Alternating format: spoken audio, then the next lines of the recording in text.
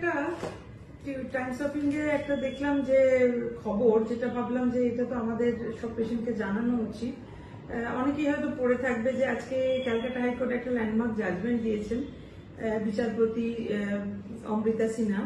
তিনি বলেছেন যে একজন কাপলকে আইভিএফ এর জন্য এগ্রি করেছে কোর্ট, যেখানে হাজব্যান্ডের বয়স 58 ইয়ার, যেখানে আমরা জানি যে এজ লিমিট হাজব্যান্ডের জন্য 55, ওয়াইফ যদিও 50-এর কম। তো এটা বলা এই জন্যই যে আমিও অনেক কাপলকে ফেরত পাঠিয়েছি, আনফর্চুনেটলি কিছু করতে পারিনি তাদের জন্য, কারণ এইরকম এজ লিমিট হাজব্যান্ডের এজটাই অনেক সময় ক্রস করে যাচ্ছে এবং ওয়াইফ হয়তো 50-এর নিচেই আছে, কেউ 40-46 এরকম এজেই আছেন, কিন্তু তাও আমরা তাদের আইভিএফ ট্রিটমেন্ট করতে পারিনি। কেননা এখনকার যে এআরটি লটা পাস হয়েছে, সেই লটাতে upper age limit for female হচ্ছে 50 years and for male it is 55। তো এইরকম যদি কোনো কাপলের একজনেরও এজ লিমিট ক্রস করে তাহলে আমরা করতে পারি না।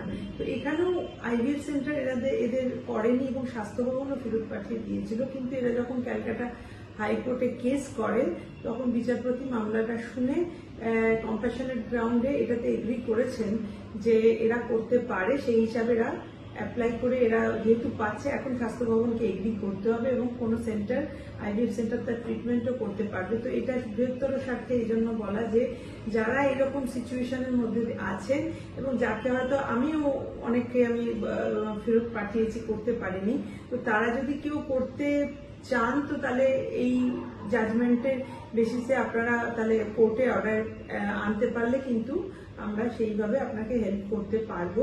আনফর্চুনেটলি কেউ তো, আমি বিশ্বাস করি যে কেউ তো ইচ্ছা করে দেরি করেনি, কারোর জীবনে দুর্ঘটনা ঘটে গেছে বা কারোর কোনোদিন হয়তো খোঁজ পাননি, এই পেতে পেতেই এতদিন পেরিয়ে গেছে। Very unfortunate. আমিও মন থেকে চাই হেল্প করতে, কিন্তু আমাদের হাত পা বাঁধা থাকে এই আইনের গেরোতে। কিন্তু এখন যখন এইরকম একটা জাজমেন্ট বেরোলো, তখন আই এম শিওর এই জাজমেন্টটা কোর্ট করে আরো অনেকেই অ্যাপ্লাই করতে পারেন কোর্টে এবং তারা হয়তো কোর্টের হেল্প পেতে পারেন।